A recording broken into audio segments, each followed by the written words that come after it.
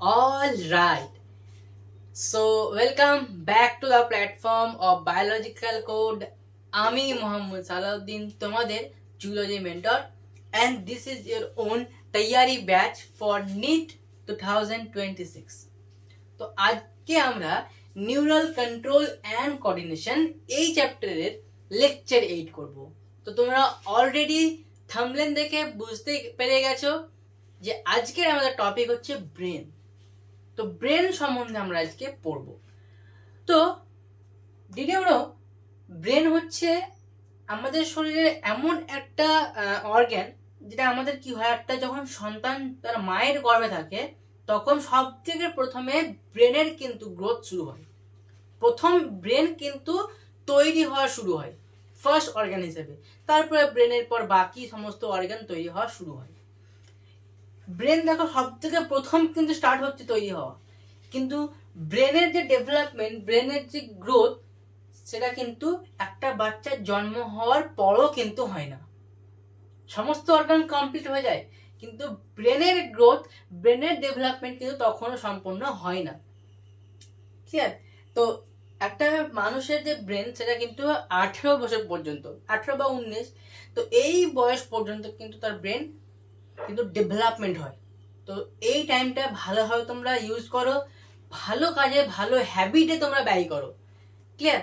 একটা CT scan দেখা গেছে সেই সমস্ত ব্যক্তি যারা নিজের ব্রেনকে ভালো হ্যাবিট দিয়ে রাখে, সবসময় সিঙ্গিং হোক বা ডান্সিং হোক, রিডিং হোক, ভালো ভালো কাজে তাদের সমস্ত হ্যাবিট, ভালো হ্যাবিট দিয়ে তারা নিজের ব্রেনকে কিন্তু কি করে, ব্যস্ত রাখে।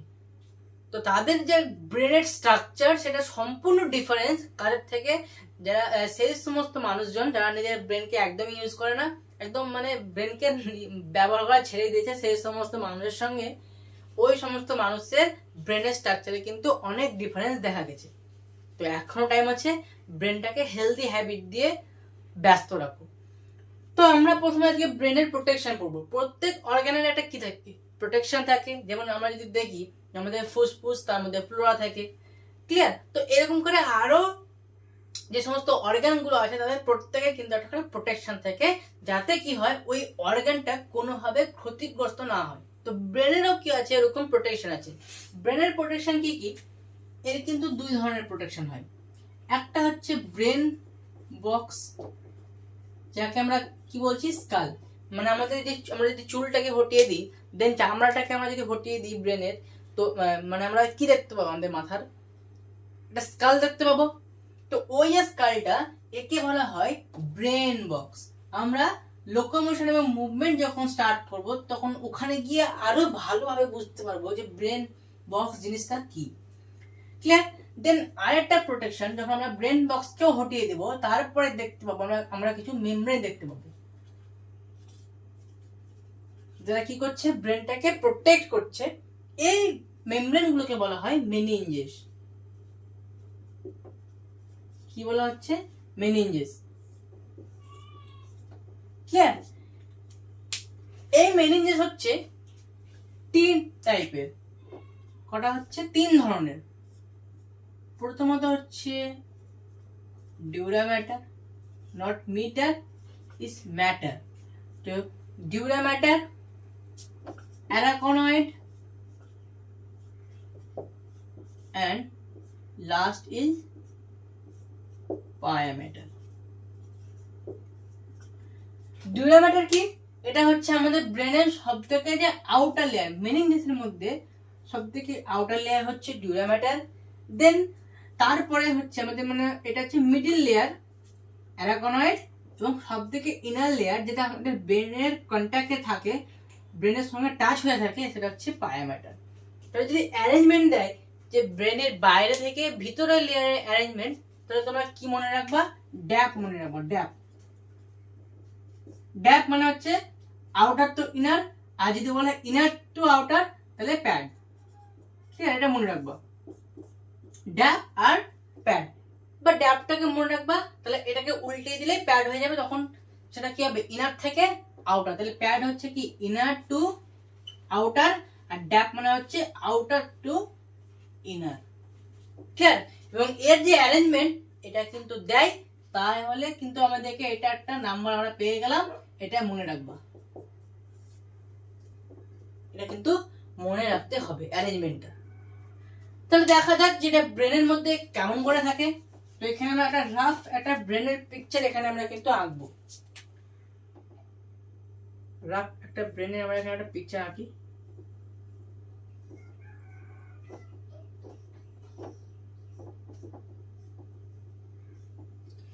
এই হচ্ছে আমাদের ব্রেন।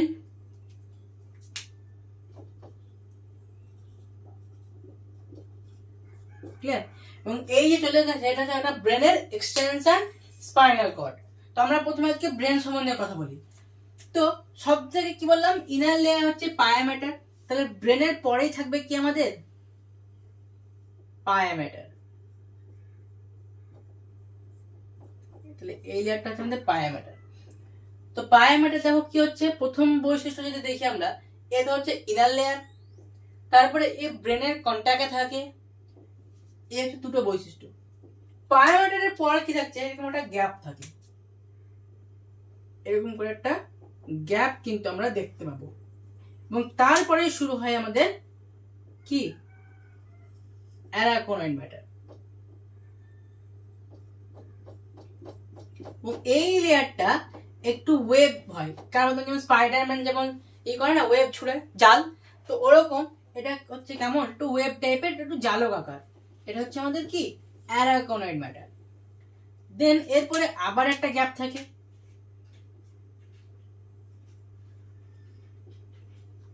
এবং তারপরে কি থাকছে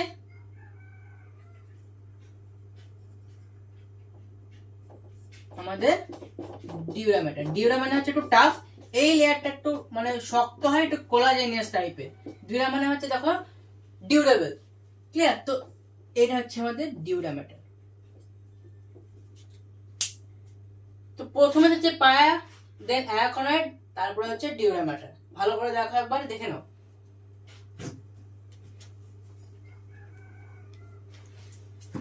ক্লিয়ার হলো? এবার এই যে বললাম এদের যে ফাঁকা স্থান, এটা কিন্তু কি থাকছে, এটা কিন্তু পুরোপুরি ফাঁকা থাকে না। এর মধ্যে কি থাকে, এই যে আমাদের দেখছো ডিউরা ম্যাটার এবং অ্যারাকোনয়েড ম্যাটার, এর মাঝে থাকছে আমাদের সাব ডিউরাল স্পেস। আচ্ছা, আমরা যদি ডিউরা ম্যাটারটাকে পার করি, তাহলে এবার কিন্তু আমরা উপরে কি দেখতে পাবো, এরকম করে কিন্তু স্কাল দেখতে পাবো। তাহলে আমরা যদি ব্রেনে যেতে চাই, তাহলে প্রথমত আমাদের কি করতে হবে, এরপরে থাকবে আমাদের চামড়ার লেয়ার, স্কিন থাকবে, দেন এরকম করে চুল থাকবে, তাই তো? যদি আমাদের কি করতে হয়, ব্রেনে যেতে হয়, তাহলে প্রথমত আমাদের চুলটাকে হটাতে হবে, তারপরে এই চামড়াটাকে সরাতে হবে, দেন হ্যামার দিয়ে আমাদেরকে কি করতে হবে, স্কালটাকে ভাঙতে হবে। তারপরে আমরা কি করতে পারবো, ডিউরা ম্যাটারকে হটালাম, তারপরে অ্যারাকোনয়েড ম্যাটারকে হটিয়ে দিলাম, দেন পায়া ম্যাটারকে হটিয়ে দিলাম, দেন আমরা কি পাবো, আমাদের ব্রেন কিন্তু আমরা পাবো। তো কি বলছিলাম আমরা, ডিউরা ম্যাটার এবং অ্যারাকোনয়েড ম্যাটারের মধ্যে যে স্পেস থাকছে, এই যে স্পেসটা, এইকে বলা হচ্ছে সাবডিউরাল স্পেস। এবং অ্যারাকোনয়েড ম্যাটার এবং পায়া ম্যাটারের মধ্যে যে স্পেস থাকে, তাকে বলা হয় সাব অ্যারাকোনয়েড স্পেস। ক্লিয়ার? এবার সাবডিউরাল স্পেস কি করে, এর রিলিজ করে, মানে এর মধ্যে থাকছে ICF, ইন্ট্রাসেলুলার ফ্লুইড, এবং সাব অ্যারাকোনয়েড স্পেসের মধ্যে থাকছে কি আমাদের CSF, সেরিব্রো স্পাইনাল ফ্লুইড। আচ্ছা, আমরা যা আমাদের প্রিভিয়াস লেকচার করেছিলাম একদম 1 নম্বর লেকচারে ছিল একটা সেল যেটা নন এক্সাইটেবল, এবং সে কি করছিল, CSF কিন্তু রিলিজ করছিল। তো সেই সেলটার নাম কি, তোমরা অবশ্যই কমেন্টে জানাবা। তো এর ফলে দেখো কি হচ্ছে, তোমাদের নিশ্চয়ই যাদের মনে নেই তারা একবার ওই লেকচারটা দেখবে বা ওই নোটস দেখবে, তাহলে তোমাদের প্রিভিয়াস যে পড়াটা সেটা কিন্তু একবার রিপিট হয়ে যাবে। ঠিক আছে? তো এটা তোমাদের সুবিধার জন্য কিন্তু আমি কি করছি, কিছু কিছু প্রশ্ন কিন্তু জিজ্ঞেস করছি, তোমরা অবশ্যই কমেন্টে কিন্তু অ্যান্সার দেবে।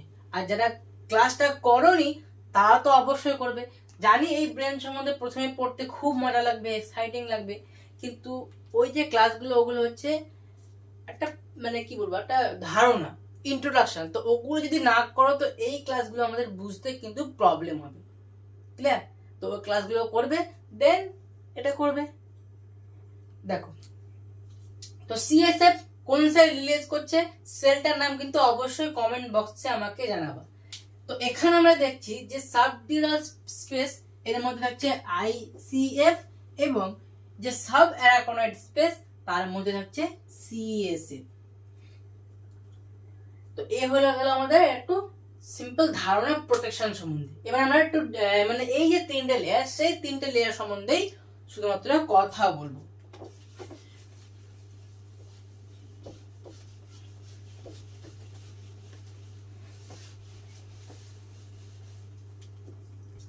প্রথম লেয়ার তাহলে আমাদের কি ছিল, আমরা আউটার থেকে ধরছি ডিউরা ম্যাটার।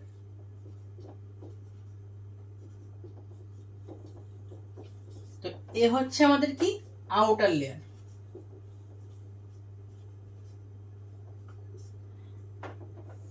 এবং ডিউরা ম্যাটারে কি হয়, কি বললাম, টাফ।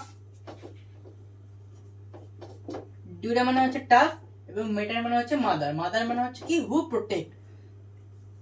এবং এর মধ্যে দিয়ে কিন্তু কোনো রক্ত চলাচল করে না, এই লেয়ারে কোনো রক্ত চলাচল করে না। তাহলে এটা কি হচ্ছে আমাদের অ্যাভাসকুলার লেয়ার। ক্লিয়ার হলো? এবং আর কি বলেছিলাম যে এটা হচ্ছে একটু কোলাজেনাস টাইপের এই লেয়ারটা।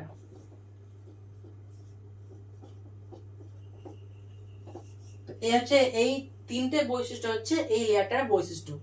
এ থাকছে কি আমাদের স্কালের সঙ্গে কন্ট্যাক্টে থাকছে। ডিউরা ম্যাটার থাকছে কার সঙ্গে, স্কালের সঙ্গে কন্ট্যাক্টে থাকছে। এবং পায়া ম্যাটার কার সঙ্গে কন্ট্যাক্টে থাকছে, ব্রেনের সঙ্গে থাকছে। তাহলে এ কার সঙ্গে থাকছে কন্ট্যাক্টে, কন্ট্যাক্ট উইথ স্কাল। এবার দেখো,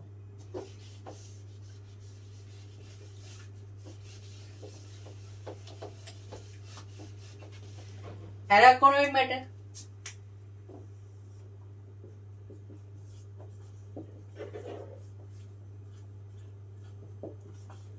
তো অ্যারাকনয়েড এ হচ্ছে মিডিল লেয়ার।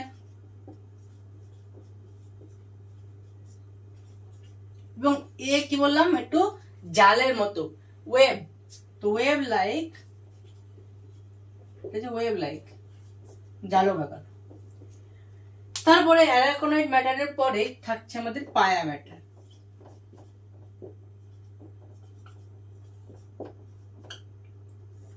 পায়া ম্যাটার হচ্ছে আমাদের সব থেকে কি বললাম, ইনার লেয়ার। ইনার লেয়ার মানে এ কার সঙ্গে কন্ট্যাক্টে আছে, ব্রেনের সঙ্গে, কন্ট্যাক্ট উইথ ব্রেন। এবং এ একটা গুরুত্বপূর্ণ কাজ করে।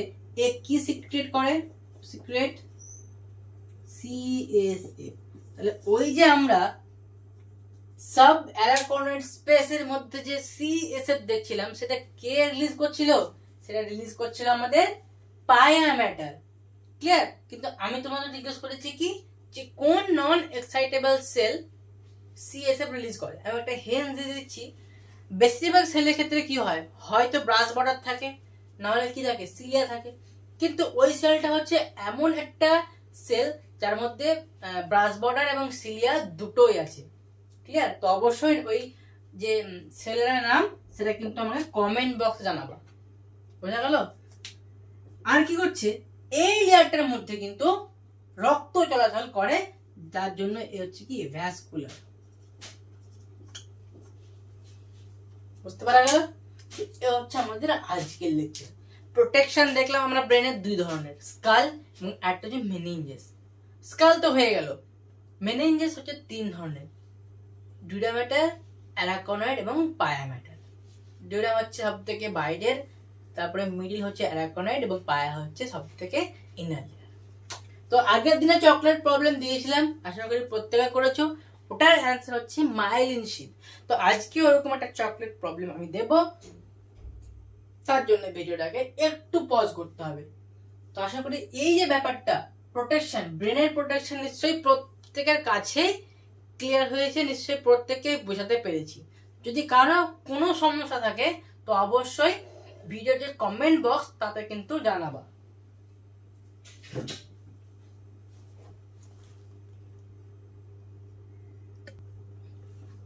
তো এই হচ্ছে আজকে তোমাদের চকলেট প্রবলেম। তো কি বলেছে প্রথমে দেখো, I am the part of the NS means nervous system that's outside the brain and spinal cord.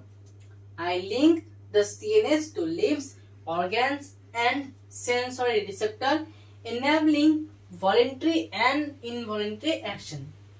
And 3 number কি বলেছে, my nerves carry signals to and from the brain and spinal cord. Who am I? তো দেখা হচ্ছে আবার তোমাদের সঙ্গে পরের লেকচারে।